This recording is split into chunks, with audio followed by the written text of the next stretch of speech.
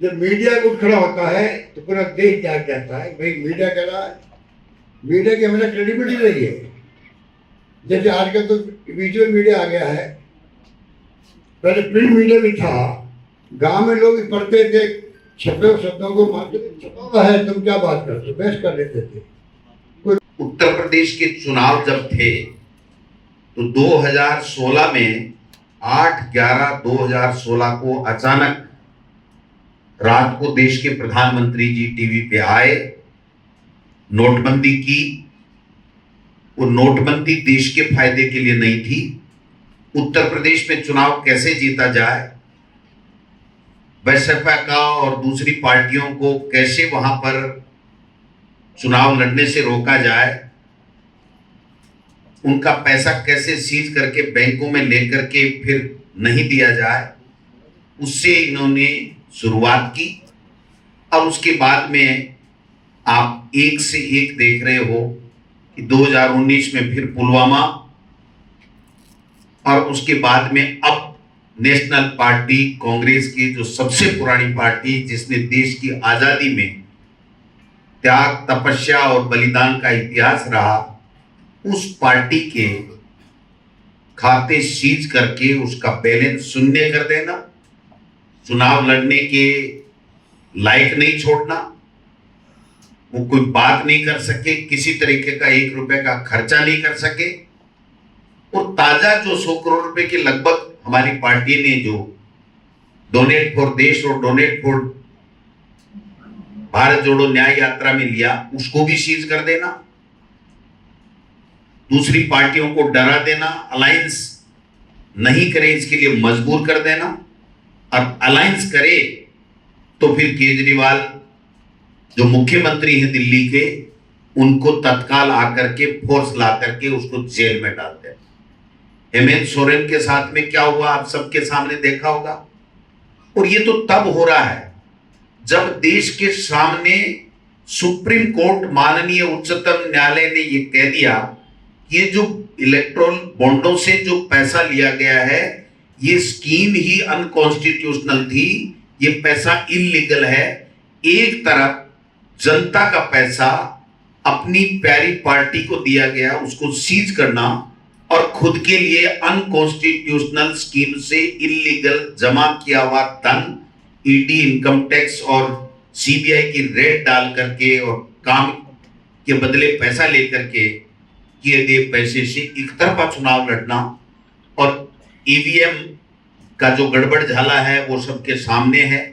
इन सब तमाम प्रयासों से देश के प्रधानमंत्री जी जो बार बार कह रहे हैं कि 400 पार, भाई 500 और कितनी सीटें, 43 हैं, कितनी है, सारी ले लो, मना कौन कर रहा है। अगर इसी तरीके से करना है, अभी भी मैं राजस्थान का उदाहरण देके कहना चाहता हूं, कुछ हमारे जो उम्मीदवार हैं जो कांग्रेस में आए हैं और जो जिनको टिकट मिली है, उनको भारतीय जनता पार्टी के नेताओं के द्वारा यह कहना कि आप कांग्रेस मत ज्वाइन करो, कांग्रेस ज्वाइन करने के बाद में यह कहना कि 25-0 हो रही है, आपके लिए ठीक नहीं होगा, इस तरीके की भाव भाषा यहां भी चल रही है और देश में, पूरे देश में चल रही है।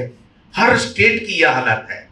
ये कोई हम भाषण देने के लिए नहीं कर रहे हैं कि कांग्रेस के जो खाते सीज किए गए, उनमें से 115 करोड़ रुपए खुद ही निकाल लिए गए।